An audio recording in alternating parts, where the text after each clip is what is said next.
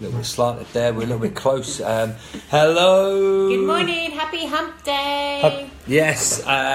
Today, I'm bouncing today because I've had one of these, a full one of these today. You didn't wake me up. Yeah, Ellie got it me for Christmas. It's probably the best present I've ever had. Oh, cheers. Anyway, I've turned it. 2 years ago, I never even liked coffee, and now don't get past about 7 o'clock in the morning without at least 1 or 2 cups. And Ellie doesn't talk to me unless she's had a cup. So, yeah. Anyway, today we wanted to talk about something that we spoke about in our client-only group a lot more in depth. We were sort of talking normally we try and keep our sort of web classes for clients down to sort of 20-25 minutes, but this one was on for like 45 minutes. It was constant interaction with the clients, because what we found is like there's no new slip-ups, there's no new thoughts and feelings in the world. We just have recycled ones, and we're no different to anybody else in terms of that. Although we feel like we're all unique, it's understanding that there are a lot of similarities and how we can overcome them by other people's experiences and understanding. And it's not just about helping someone get to the physical to kind of address what the slip up is, but it's also to kind of the psychological and the mental health side of it as well. Because if you find yourself slipping up over and over again, there's going to come a point where your thoughts are going to get worse about yourself. You're literally probably going to give up on any aspect of the health and fitness sort of side in your lifestyle. And it's not a nice feeling, so then you put yourself down and this vicious cycle just goes on and on and on, and it actually gets worse rather than better. So it's something that we kind of wanted to help with our clients, but we thought we're going to put it out here onto a video like this because it's important to address, and we want to help you. That's the underlying reason we want to help you. And it's important, first of all, to always understand and address, be aware, first of all.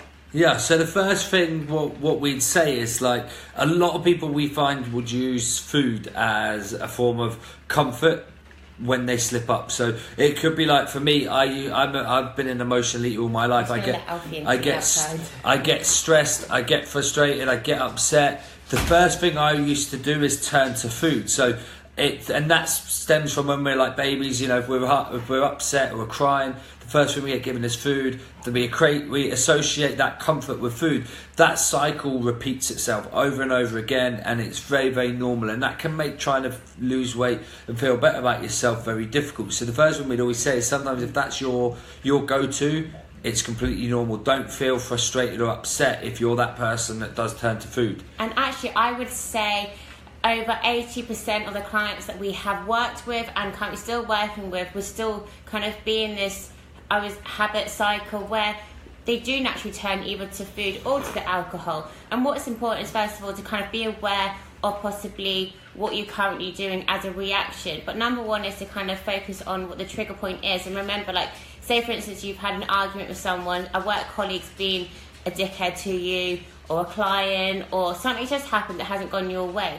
To kind of understand your actual first initial feeling, upset, angry, and kind of just hold on to that. It's okay to have these thoughts. You don't need to necessarily straight away need to try and make yourself feel better by going for the comfort thing, because then you're just prolonging that feeling that you're going to get, and then it's in this vicious cycle. So hold on to the anger, understand why you're feeling angry, hold on to why you're feeling sad or depressed, and give yourself a time out, because what we want to do is kind of break that habit of the reaction of comfort eating, because then you're going to create another vicious cycle where you're going to feel guilt, you're going to feel self-loathe, and then you're going to come back and it's going to keep reoccurring. So first of all, let's understand perhaps possibly that first initial emotion that you have. Yeah, and you need to also be aware that you can't control thoughts or feelings, but what we can do is control how we react to them. So by that, if we're getting this vicious cycle keep starting, and you can see it repeating itself, because we all have it deep down that we know if there's something that's tripping up, so we keep slipping up on this same thing. It's almost now we're aware of it, so that's the first step. Now what we need to do is sort of intervene and give that thought and feeling time, rather than giving it the same reaction every time, because it's like that thing about insanity. We can't give it the same reaction each time and expect a different result. It's not going to happen. So what we need to do is start to take a step out, give those thoughts, feelings, emotions that time that they deserve, because when we're happy, when we're good, we're happy to listen to our body, we're happy to listen to how we're feeling and give it that time. It's the exact same when we're feeling bad, we're feeling sad, we're feeling down, however we're feeling. We need to give our body, our mind, that time to experience that emotion. It's completely normal. There's no new feelings, no new thoughts. It's just we need to understand and give it that time and credit that it's due. There's nobody on this planet who doesn't have a bad day. But what you see is possibly people who don't showcase it, or they're different, is perhaps they've worked on how they react to certain things. And it does take time. But the first thing, if you're currently aware and you think, oh, hold on a minute, this video is triggering something. Actually, do you know what? Yeah, I do that. That's a good thing.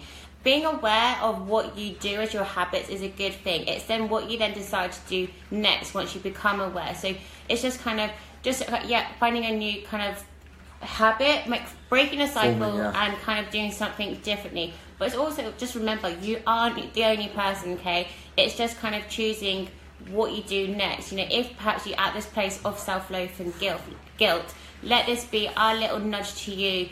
It doesn't have to be like this forever. Let's perhaps go down a different route for you. Yeah, so like something that I've noticed a lot of the time since I've been in the fitness industry, and you know, over the last 7 years of working with clients and listening to how they speak, the number of people who have a weight loss goal, they'll get to a certain weight that's not quite where they want to be, and then they turn into self-sabotage. That's completely normal, because what's happening is we're not giving ourselves the correct mindset, the correct foundations in place. We always link things back to mindset, because this is true, this is real life, and the mind controls the body. So what's happening is we get to this point. So say you're 15 stone, you want to get down to 11 stone. You get to maybe 13 stone, and then something inside of you, you can't quite understand why, tells you you're doing really well. You need to start to reward yourself, or you can relax a bit because you've got over halfway towards your goal. So that relaxation then turns into the wrong type of thing. So it doesn't always have to be linked to a negative emotion. It could be linked to something that's positive, but we're allowing that positive thing to slip in and move us away from our goals. So what happens if that cycle is repeating itself? You're aware of it. So it's like, okay, tell yourself, okay, I know when I hit that 2 stone weight loss goal, I normally slip up. Why do I slip up? Let's look at it. So you can almost analyze it. It's the same thing with women on their cycle. Same period every month. Okay, I know the week leading up to my period, not me personally, week leading up to my period, I tend to crave the wrong foods, and I binge and I self-sabotage. Then what I do is at the end of my period, I step on my scales and I'm 3 pounds heavier. I'm really annoyed and upset and angry about it. So this cycle starts again. You're aware of it.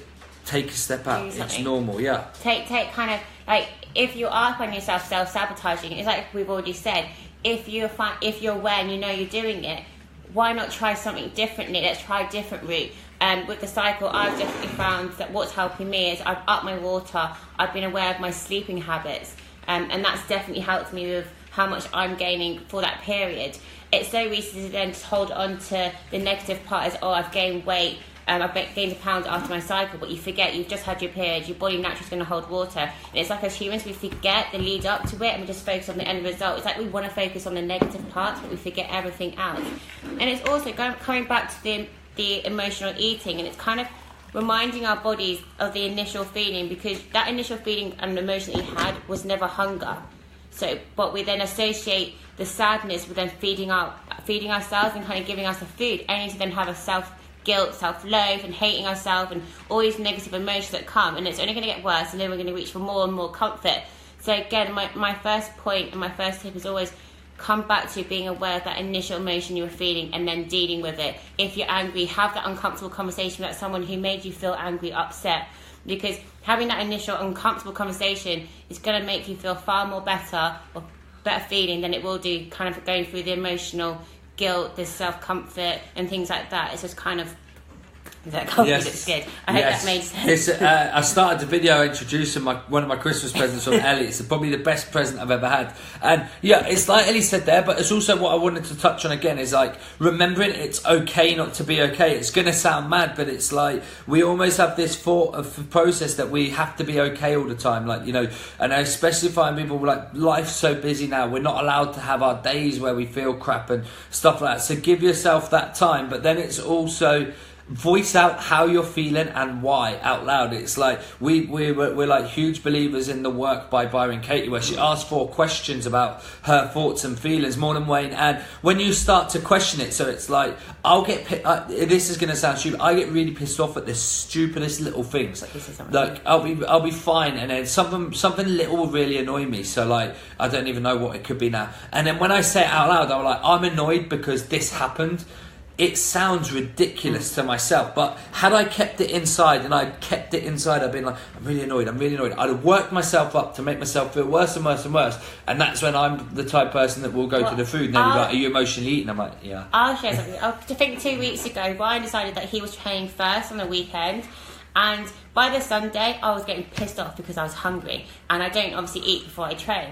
So I think it got to like 12 o'clock, and me and Ryan having a normal conversation, and all of a sudden I could feel my hunger, and I was like, fuck's sake, no, you're so selfish, you always train first. And I slammed on, went to the gym, and then as I was driving I was like, I'm not going to the gym, I'm not training, and I was like, oh my god, I'm so annoyed because Ryan trained first and I'm hungry. That sounds absolutely ridiculous. I was going to let that feeling I was having stop me from training. So you really got to say how you're feeling out loud to realise actually on how stupid, and perhaps you need to bring yourself back to reality. Ryan wasn't selfish. He actually probably was selfless because he trained first so I can get Eve May ready. So it wasn't chaotic. So we didn't prolong the day, having to train in the afternoon. Because I got up early to train. Up earlier. So, it's kind of just bringing your thoughts back to reality. And that's what the work of Byron Katie does. If you've never read her book, we'll put the comments in this video because this book is amazing.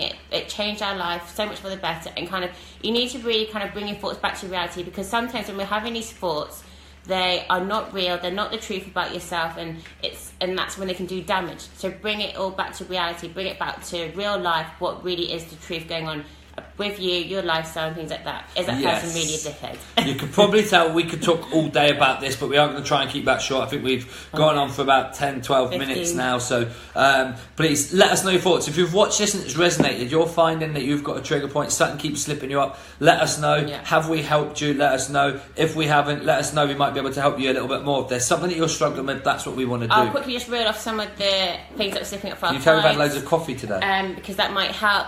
Some of it was tiredness, stress, leading to certain things. If there was stress, that was making them slip up. Not planning was another thing that's slipping them up. I'm trying to think other things. It's just again, it's we try and address all things that are realistic for our clients, and our clients are no different to you. So I'm sure that we all have the same things that are slipping ourselves up. So just become aware of what's perhaps your downfall, and then just take control. Just focus on that for this week, for the rest of this week. Focus on, if planning your downfall, focus on your planning for this week. And that's really just break it down as simple as it can be. Yes, thanks. And good morning, Paul. All right, we've got to shoot. See you later, peeps. Bye.